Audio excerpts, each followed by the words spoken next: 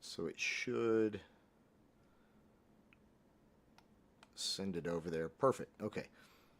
Now, if I go back, now you can see the YouTube live has started. And it's going to be delayed by a few seconds while it's trying to connect to it.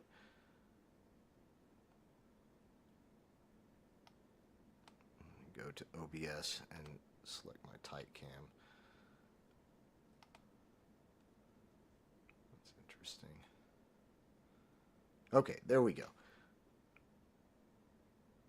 So now I am live. Are you able to see that on the screen? Oh, no, you're not. Hold on. Okay. So what you're seeing now is going to get a little confusing. So what I'm going to do is I'm going to share the URL so you can actually just watch this on the live stream. I'm going to share it in the chat with y'all. Because it'll probably start to get a little bit crazy. It's out of sync on the screen. There's a 20-second delay, all of that kind of stuff.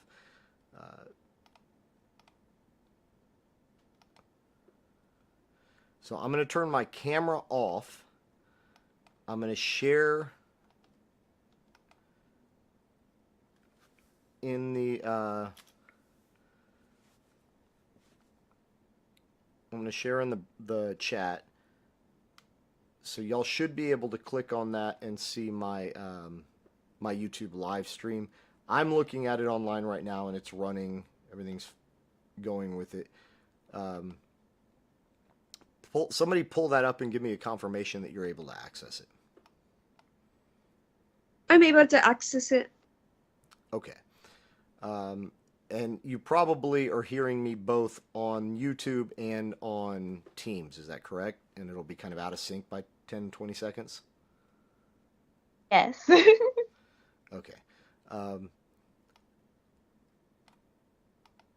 So was... It is indeed out of sync. What's that? It is indeed out of sync. Yeah. Yeah, exactly. And that's just because I'm using the same microphone. I'm streaming to y'all live on Teams, and I'm in the event at the same time, so it is going to be a little confusing. All right. So, any questions about setting that up? Was that process pretty... Was that pretty easy? Does that make you feel a little bit reassured that you're going to be able to do it when you do your live event? Any questions there, and we can walk through those. It's pretty straightforward. Yes, that's what I like to hear. I always hope so, but you never know. Sometimes there are steps that I skip, so it is pretty straightforward. It should be working pretty well. What I'll do right now is I'm going to leave the virtual meeting, and I'll just run through some of this on YouTube, and I'll sort of show you the way that I would typically use something like this. In fact, I'm setting up for an event, so I've got some things kind of not really refined, but kind of pre-set up, some different windows and things, so you can see and hear what that would look like. And for those of you interested in audio, I'll try to demo that as well. So I'll play some things that have music, so, so you can hear some of that.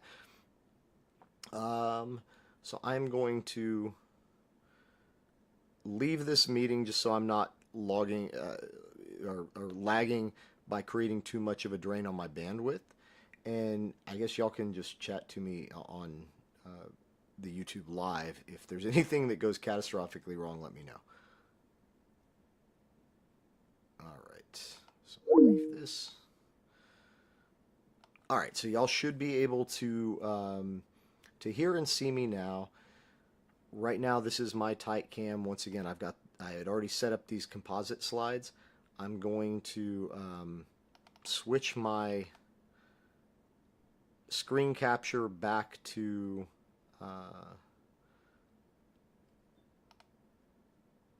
what I was working with before. Oh, now I got to reformat it.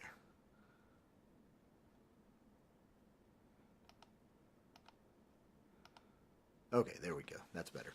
Okay, so this is kind of a use case scenario where I would use something like this. So I'm going to start, I would start this event full screen, and that should come on in a sec. I'm going to start this event full screen. This is actually for a demo that I'm going to do talking about YouTube musicians and how some of them have transitioned from being cover artists to then ultimately becoming the lead singer of the band that they used to cover for. And so I've got a series of slides set up that I'm going to use when I do that event.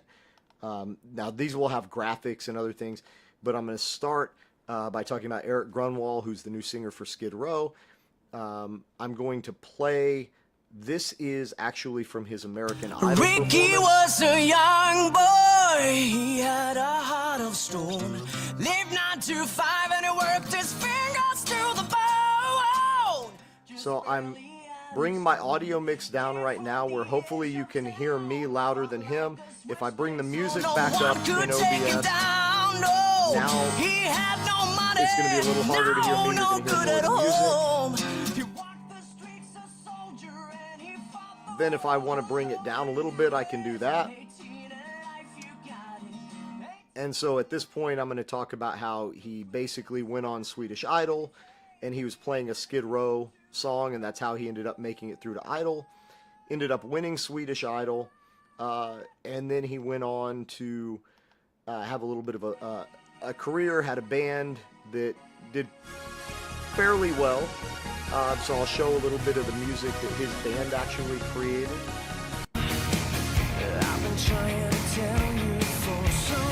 The key here, the difference that you'll notice between teams, in teams it's much harder for me to do these things where I've got music playing and I'm running it through Teams. But here, because I can bring the audio up and down, it's a little bit easier for me to do that. So I'll play some of his music, and then I'll talk, the transitions here will be smoother, and then I'll talk about how basically he didn't have the kind of success that he expected there, and so he ended up starting to do cover music on YouTube. And probably not these songs you would have expected him to be doing.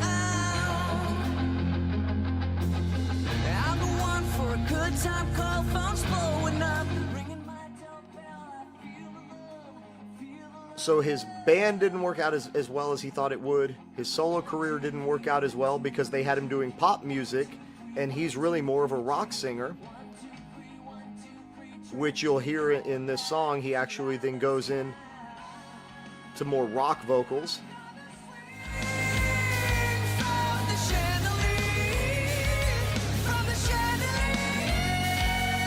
Then I'll transition to showing how the song that he originally performed on Swedish Idol, he ended up doing a cover version of that song as well. Now he's a little bit older. Ricky was a young boy, he had a heart of stone.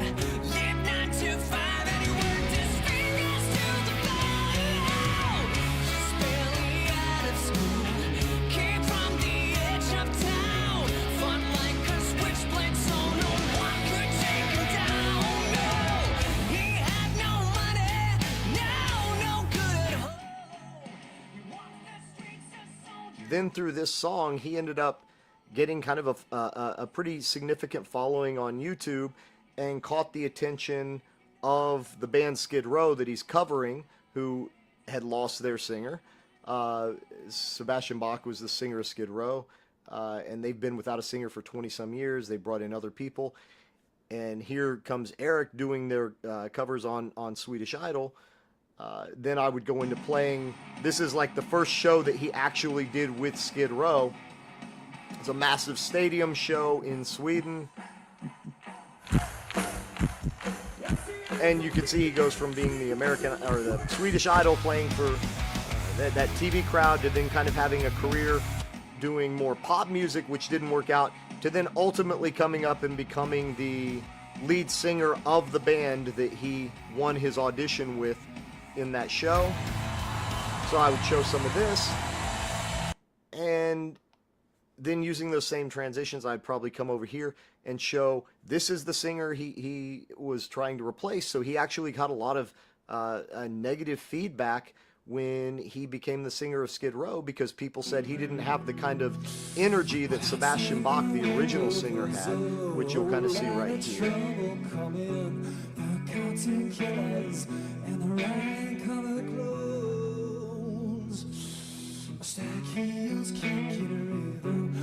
Social circumcision, I can't close the closet on a shoebox for love.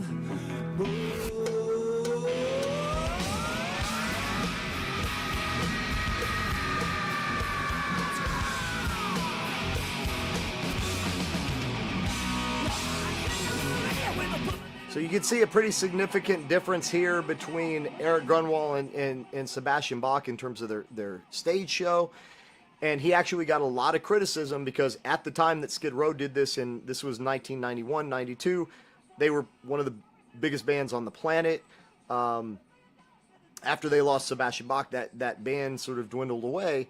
But at their height, they were a massive band, playing for crowds of 50,000 people pretty much every night. And Sebastian Bach had this kind of this energy and youth and sort of vibrance that people expected Eric Grunwald to have. Even though Eric could sing a lot of the songs, they didn't see the same sort of energy. But then I'm going to go into the other part of that story, which is here. Eric actually made this video in the let me turn this back on. You'll see a lot of clips in here with him in the hospital. He was going through leukemia at the time that he was picked up as the lead singer of Skid Row. So all of the criticism that he was getting for not having that kind of energy and that stage presence that Sebastian Bach had, and I think, Gio, you said, oh my God, he looks so different. Yeah, he looks incredibly different because he was actually going through leukemia, which you'll see in this song. He actually uses a lot of the video from his cancer treatment.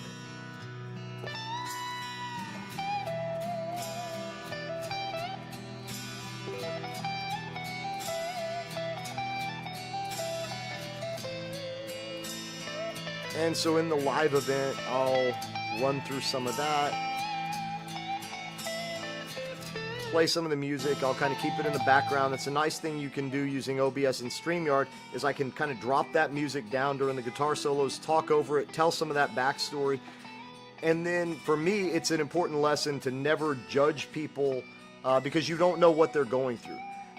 So people were very quick to criticize him for his performances as the new singer of Skid Row without realizing that this is what this guy was doing when he got off stage. He's going through chemo, and now he's come back and is doing some amazing performances that really brought the level up to what people expected.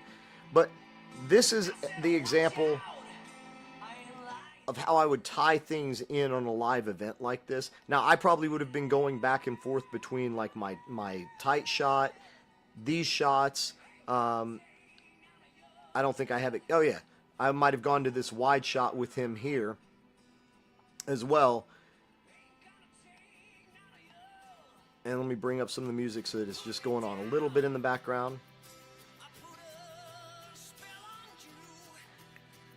And that would be the progression. It's something that's fairly easy to do using OBS integrated with YouTube live stream. You have a lot of flexibility to come in and out of these kind of things. And then, you know, if I wanted, I could kind of come back to from there to seeing him doing his solo work, or his initial band, which is more pop. Definitely looks like a totally different guy.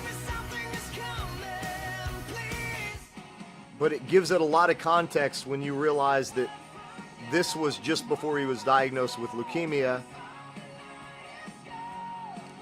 And he gets his chance to become the singer of a band he idolizes, comes down with cancer, and then it becomes a perseverance narrative, and we're able to tell that in real time by going through all of that story, and the ability to create the different scenes that we can use to tell that story.